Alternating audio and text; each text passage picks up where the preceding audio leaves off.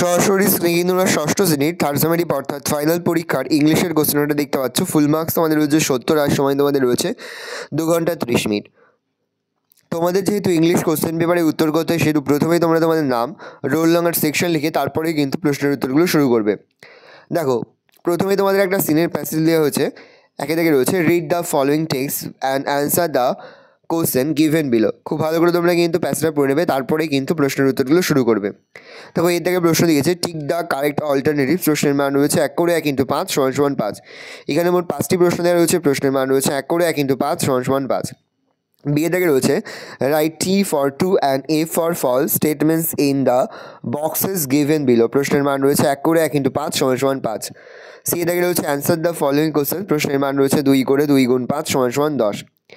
ভালো করে দেখে নাও, এখানে মোট 5টি প্রশ্ন দেওয়া রয়েছে, প্রশ্নের মান রয়েছে 2 করে। তারপরে দেখো, তোমাদের আনসারের প্যাসেজ রয়েছে 2 থেকে রয়েছে read the following passage and answer the question given below.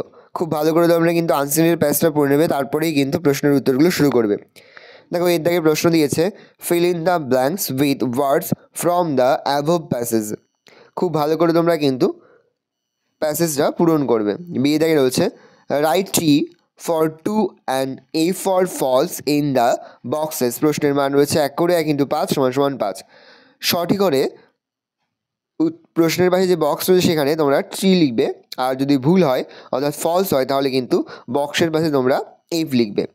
C থেকে রয়েছে make meaningful sentence of your own with the following words. প্রশ্নের মান রয়েছে 1 করে 1 × 5 = 5।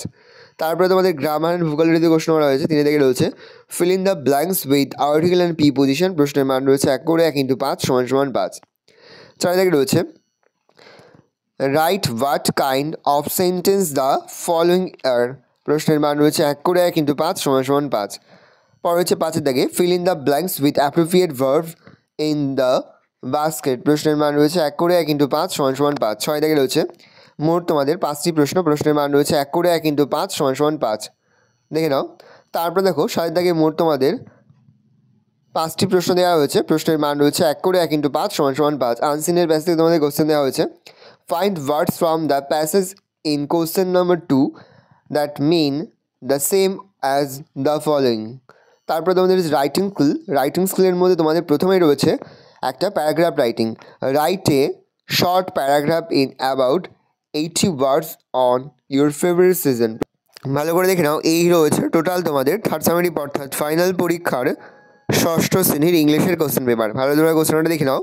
আশা করি ভিডিওটা ভালো লেগেছে। ভিডিওটা ভালো লাগলে ভিডিওকে লাইক করতে দেখতে ভুলবেন না। আর আমার চ্যানেল নতুন হওয়া লাল কালার সাবস্ক্রাইব প্রেস করে পাশে বেল আইকন প্রেস করে যখন নতুন করে ভিডিও আপলোড করি সবার ফার্স্ট নোটিফিকেশন তোমরা পেয়ে যাও। আর এই ভিডিওটি তোমার বন্ধু বান্ধবী আত্মীয়স্বজন সবার মধ্যে কিন্তু অনেক শেয়ার করে দিলে। বছর ষষ্ঠ শ্রেণীতে পড়ছে, আমরা কিন্তু ইতিমধ্যে ষষ্ঠ শ্রেণীর প্রতি বিষয়ে সিলেবাস, প্রশ্নকার এবং নমুনা প্রশ্নপত্র কিন্তু আপলোড করি। তোমাদের এখনও পর্যন্ত সেই ভিডিওগুলো না দেখে থাকো, ভিডিওগুলো কিন্তু তাড়াতাড়ি দেখে নাও। তোমাদের সকলকে জানাই আগাম পরীক্ষার অনেক শুভেচ্ছা এবং অভিনন্দন।